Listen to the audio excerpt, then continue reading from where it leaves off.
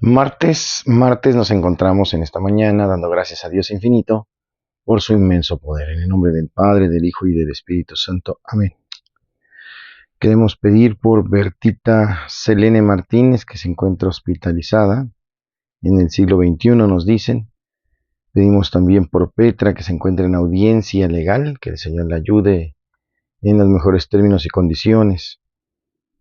Pedimos también por Rosendo Vega Hernández, por María Abel Hernández Jiménez, que salió bien de su operación. Pedimos también por mamá Nena, una ancianita que he visitado en su situación complicada de salud. El doctor humanamente la ha desahuciado. Pedimos pues la última palabra, que es la del Señor en su situación y la de todos los enfermos. En oración. Señor, en tu nombre encomendamos a todas estas personas que han pedido su oración, de quien estamos pendientes, y por supuesto también por todos los que nos acompañan cada día con estos videos. Bendícelos y ayúdalos a encontrarse contigo, a enamorarse de ti cada día más. Bendito sea, Señor, por lo que nos otorgas en este Espíritu Canal cada mañana. En el nombre del Padre, del Hijo y del Espíritu Santo. Amén.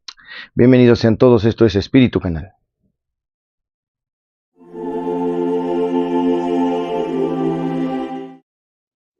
Lectura del Santo Evangelio según San Mateo capítulo 23, versículos del 1 al 12. En aquel tiempo Jesús dijo a las multitudes y a sus discípulos: En la cátedra de Moisés se han sentado los escribas y fariseos. Hagan pues todo lo que les digan, pero no imiten sus obras, porque dicen una cosa y hacen otra. Hacen fardos muy pesados y difíciles de llevar, y los echan sobre las espaldas de los hombres. Pero ellos ni con el dedo los quieren mover. Todo lo hacen para que los vea la gente. Ensanchan las filacterias y las franjas del manto. Les agrada ocupar los primeros lugares en los banquetes y los asientos de honor en las sinagogas. Les gusta que la gente los salude en las plazas y la gente los llame maestros. Ustedes, en cambio, no dejen que los llamen maestros, porque no tienen más que un maestro. Todos ustedes son hermanos. A ningún hombre sobre la tierra lo llamen padre, porque el Padre de ustedes es solo el Padre celestial. No se dejen llamar guías, porque el guía de ustedes es solamente Cristo. Que el mayor de entre ustedes sea su servidor, porque el que se enaltece será humillado, y el que se humilla será enaltecido. Palabra del Señor. Bueno, pues nos encontramos en la reflexión del Evangelio de hoy. Una controversia interesante sobre no llamen a nadie guía, no llamen a nadie padre, no llamen a nadie maestro, ¿verdad? Aquí no es entender las palabras literales, sino qué significa cada una de ellas. Recordemos asimismo los nombres como el Emanuel. No es en sí el nombre Emanuel, ya que Jesús no se llamó Emanuel, sino lo que significa el nombre de Emanuel: Dios con nosotros, Jesús salva, Dios con nosotros. Miren, incluso nos atacan a nosotros porque nos llaman padres. Bueno, ¿a qué se refiere? Primero, Dios es Dios y a Él no se le puede quitar el lugar, jamás. Nada ni nadie puede ocupar su sitio, ¿verdad? El error sería quitar a Jesús y poner a la Virgen de Guadalupe, quitar a Jesús y poner a San Charbel o a San Judas Tadeo. Eso se llama idolatría. Quitar a Dios y poner cualquier otra persona, cualquier otra cosa, jamás. Ni siquiera las personas que tanto amamos. Cuando se dicen los esposos te adoro, solamente a Dios debemos adorar. Partamos de esa realidad, ¿sale? Consecuentemente, ¿verdad? Guía, maestro y padre. Guía porque es el que nos lleva, nos conduce, dejarnos guiar por él. No digan, es que al guía de turistas se le dice guía, estaremos pecando. O maestro. Al profesor, ¿verdad?, de la escuela le llaman maestro. Al maestro albañil le dicen maestro, ¿no? Entonces estaremos pecando porque estamos violando la palabra, diciendo el tema del maestro. Que recordemos que profesor y maestro es diferente, porque profesor es el que ejerce su profesión hasta su término en el horario, y el maestro es el que enseña cómo vivir. Vengan y lo verán, vivan conmigo, para que no solo reciban una formación, una educación, sino sobre todo un ejemplo de vida. De eso se trata. Ahora, en el tema del padre, padre que significa el que te crea, el que te engendra, el que te educa, el que te lleva. Dios es nuestro Padre porque Él ha dado la existencia a todos los seres en esta tierra. Técnicamente somos sus criaturas, pero Él en un momento dado de gran amor nos adopta como sus hijos y nosotros por el Espíritu Santo que hay en nosotros lo podemos llamar papá, padre, abba, ¿verdad? Eso queda muy, muy claro. En el sentido entonces estricto es, no quiten el lugar a Dios y pongan cualquier persona, jamás. No faltamos porque se le llame al guía de turistas guía, no faltamos porque al profesor se llame maestro o al maestro albañil, solamente es el nombre mencionado, pero no lo que significa en grado sumo. Dios, el verdadero Padre de todos nosotros. Ahora, el sacerdote se le llama Padre espiritual. Además, es el representante de Jesús en la tierra, de Dios en la tierra, representante nada más, ¿verdad? Como la sucesión apostólica de los obispos, pues también tienen sus sacerdotes que pues ejercen en la persona de Cristo la consagración de su cuerpo y de su sangre o la confesión, entre muchas otras funciones interesantes e importantes. Entonces no se sientan conflictuados cuando al sacerdote lo llamen padre, ¿verdad? También según sus funciones lo pueden llamar señor cura o párroco o vicario o etcétera, ¿verdad? Según sus funciones. Entonces es eso. Tengamos tranquilidad de no decir, ay, es que estamos violando la palabra porque le dijimos padre al sacerdote, o le dijimos guía de turista al guía de turistas. O sea, no seamos tan cortos. Aquí no es llana ni literal la palabra, sino lo que la palabra nos dice es no quiten, no se atrevan a quitar el lugar de Dios. ¿Cuántos fieles conocen que idolatran más a su sacerdote que a Dios mismo? O al fundador de su congregación, o a su pastor, en el caso de los protestantes, al pastor. No, es que el pastor es Dios. Ustedes han visto, ¿no? Manifestaciones ahí majestuosas, como los de la luz del mundo, por ejemplo. No, es que él es el obispo, él es el presente aquí, es el más importante que Cristo mismo. O sea, es una locura. Eso jamás, jamás.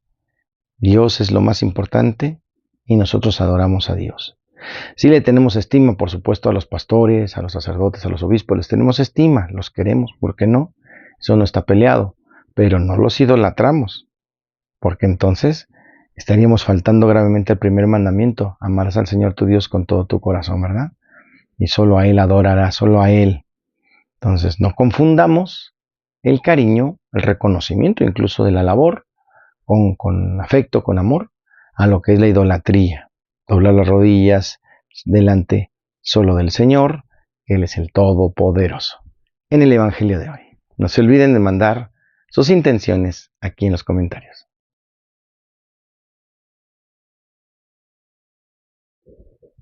En el tema de hoy, basta ya de la violencia, más allá. El mundo judío tenía una máxima que ahora nos parece brutal, pero que en un ambiente donde el más poderoso es el que manda, fue logrando dar avances en la legislación ojo por ojo y diente por diente. Así se rompía esa cadena de injusticia donde el más poderoso no tenía castigo. Era una ley dada para proteger al más débil y quería terminar con los abusos, los robos y las injusticias. Claro que el pueblo de Israel ya conocía el mandato del amor. En los libros sagrados se dice, amarás al Señor tu Dios con todo tu corazón, con toda tu alma y con todas tus fuerzas. No serás vengativo ni guardarás rencor a tus conciudadanos y amarás a tu prójimo como a ti mismo.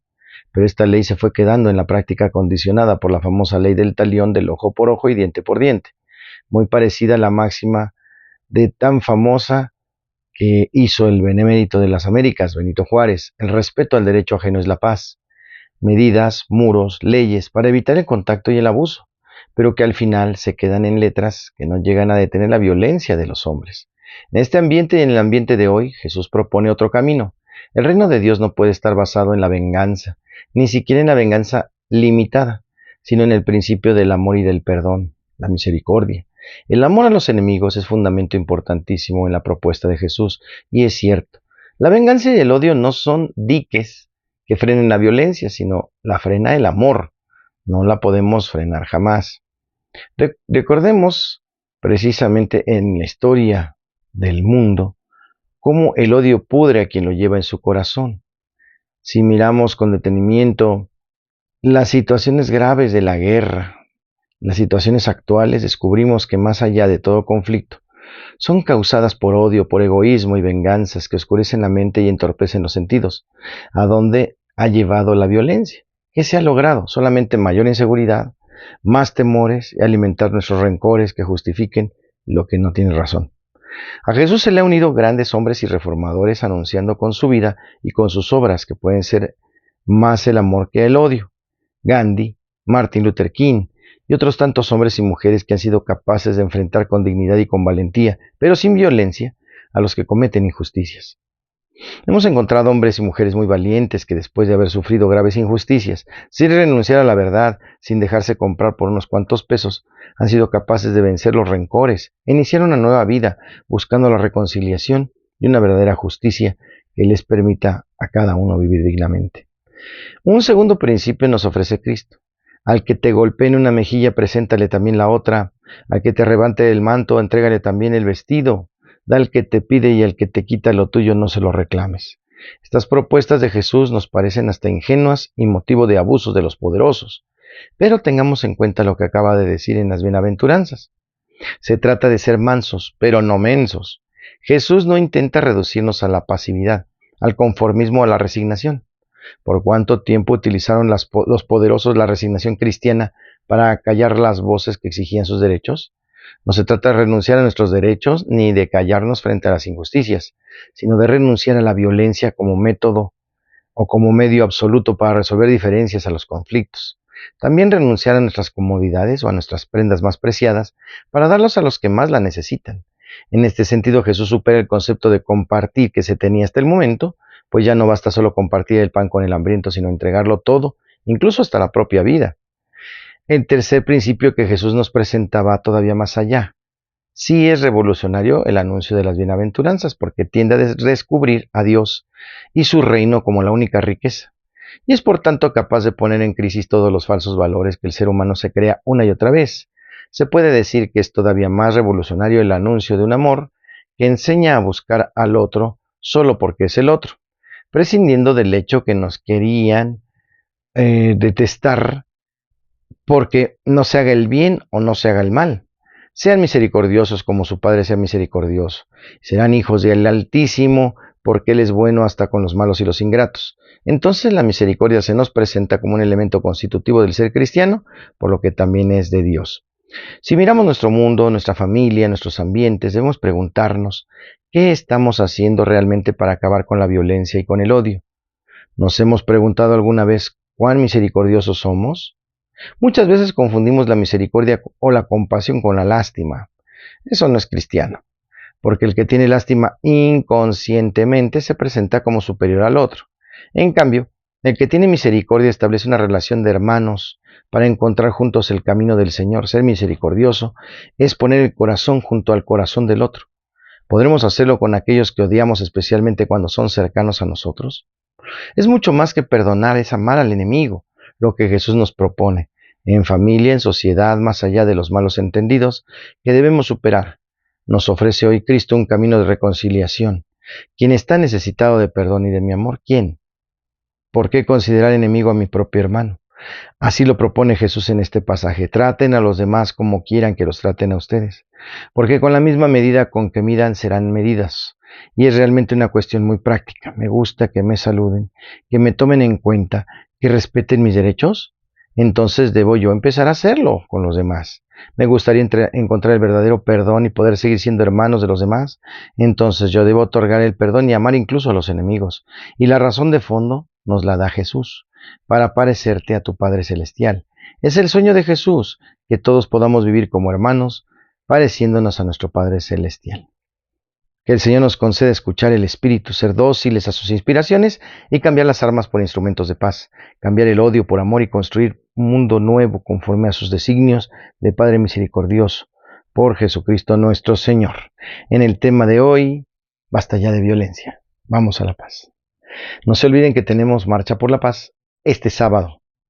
Ahí en Clavería, en el Bosque de la China, iniciamos y terminamos en el lugar, ¿verdad?, donde están los caballitos, ahí cerca de el lugar donde están los bomberos, aquí en Azcapotzalco, ¿verdad?, en el pequeño hipódromo que tenemos. Muchas gracias. Santos y conversos, hoy celebramos a San Cirilo de Jerusalén. A San Cirilo de Jerusalén, lo mismo que a otros grandes obispos del siglo IV, le tocó vivir una de las épocas más difíciles de la historia de la Iglesia. Las controversias teológicas sobre la divinidad del Verbo, que exigían ciertamente una precisión suma en la formulación de los conceptos que se discutían, habían llegado a ser en aquellos días encarnizadas y poco edificantes. Cirilo, suave por temperamento, las aborrecía, quería permanecer neutral en la lucha y pretendía estar alejado del campo de la batalla, deseaba instruir más que polemizar, y por eso su figura adquiere el porte de un apóstol y de un obispo pacificador. Nació en Jerusalén o en sus cercanías hacia el año 313 o 315. Fue uno de aquellos jóvenes ascetas que, sin retirarse al desierto hacia una vida de santidad y continencia perfecta, tal vez fue más verídico afirmar que su Sanaxario griego, que desde joven se retiró a un monasterio en donde pasó la juventud consagrado en la ciencia y el conocimiento de la escritura.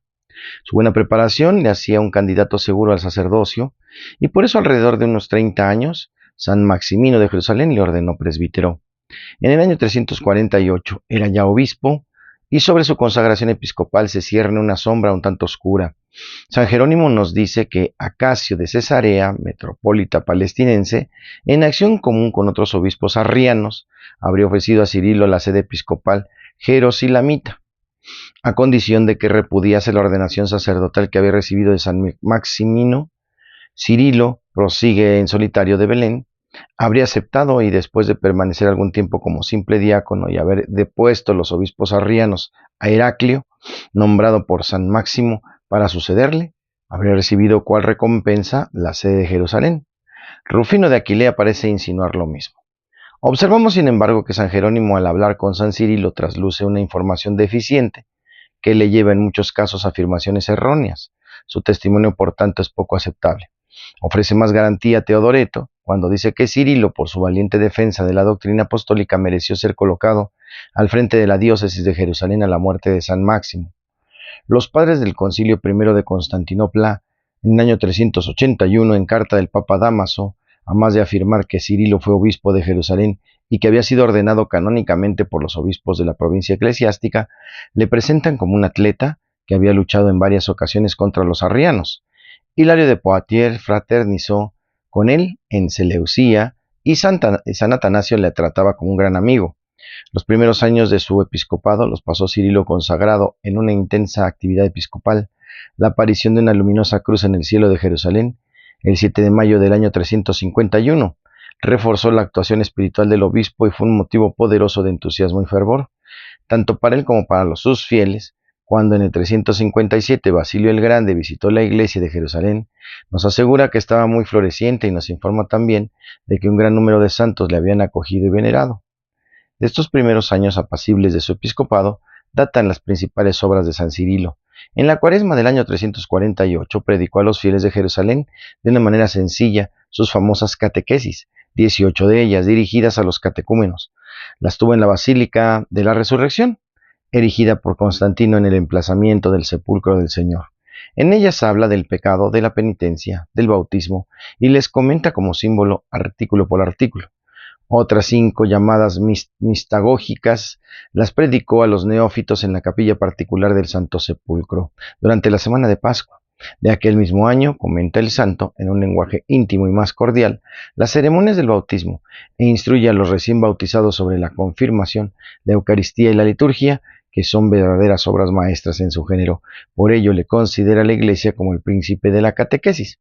Después de 10 años de paz e intenso apostolado, se inicia una vida dolorosa por el santo obispo de Jerusalén por la interpretación del canon séptimo del Concilio de Nicea. Cirilo se vio envuelto en una controversia triste por los resultados contra el metropolita de Cesarea, Acasio. Este canon séptimo reconocía la sede de Jerusalén, un primado de honor de Cirilo, que Cirilo justamente reclamaba y que Acasio antiniceno, por convicción, rechazaba de plano. Un conflicto de orden puramente jurisdiccional. Generó en polémica doctrinal y Cirilo veía en Acasio un obispo arriano y Acasio en Cirilo un defensor de las decisiones de Nicea. Durante la discusión del metropolita de Cesarea, citó al obispo de Jerusalén a comparecer en su presencia. Cirilo, con sobrada razón, se negó a ello. Acasio reunió a un sínodo en el 357 o 358 y lo depuso. Según decía él, por contumaz. Cirilo, con pleno derecho, apeló a un concilio superior e imparcial, apelación que fue aceptada por el emperador Constancio, pero que después, y antes de llevarse a cabo, Cirilo tuvo que acceder a la fuerza y salir de su diócesis camino del destierro. Las intrigas de Acasio se habían impuesto a los principios de la legalidad. El obispo de Jerusalén se dirigió a la Antioquía, cuya sede estaba vacante por muerte del titular. Prosiguió entonces su viaje hacia Tarso, donde el obispo Silvano le acogió benévolamente y le permitió ejercer las funciones episcopales. Singularmente, la predicación, como Silvano era partidario del grupo arriano de los homeusianos, le puso en relación con los genifaltantes de ese partido. Junto a ellos aparece Cirilo en el concilio de Seleucía del año 359, y gracias al apoyo de este grupo y sus enérgicas reclamaciones recobró su silla. Pero al año siguiente, 360, Acasio se vengó de él en el sínodo de Constantinopla, teniendo que iniciar Cirilo otro destierro, sin que sepamos ni el lugar ni las circunstancias del mismo.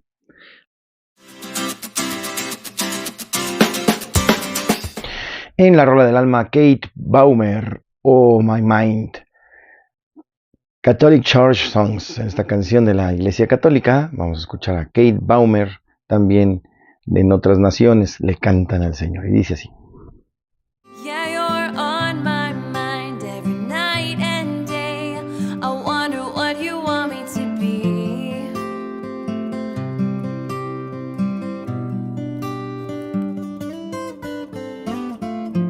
You tell me someday things will fall into place, though I fall on my face. En el chiste, chiste, chiste, el mesero se está rascando por todos lados. Y el comensal le pregunta, oiga, ¿tiene comezón? Contesta el mesero, no, solo lo que está en el menú.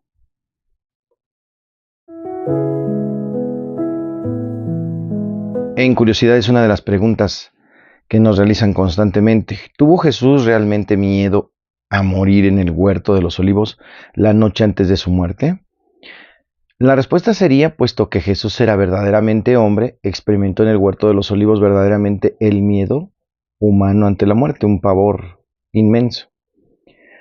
Con las mismas fuerzas humanas que tenemos todos nosotros, Jesús tuvo que luchar para aceptar interiormente la voluntad del Padre, dar su vida para la vida del mundo en su hora más difícil, abandonado por todos, y pues todos lo dejaron solo. El mundo le abandonó en su hora más difícil, abandonado por todo el mundo, incluso por sus discípulos. Jesús se decidió finalmente por la aceptación. Padre mío, si no puede pasar este cáliz sin que yo lo beba, que se haga tu voluntad y no la mía. Mateo 26:42. Una de las representaciones más antiguas de la cruz es la cruz burlesca de El Palatino en el año 200, con la que se ridiculizaba el Redentor de los cristianos. Es técnicamente un burro crucificado. Fue la primera representación de la cual se tiene dato sobre la crucifixión del Señor, una burla a Cristo, ¿verdad? Donde el título se llama Alexámenos adora a su Dios, Dios con minúscula, una bestia, un burro crucificado. Es una burla a los cristianos. Así fue la primera representación de Cristo en la cruz. En curiosidades.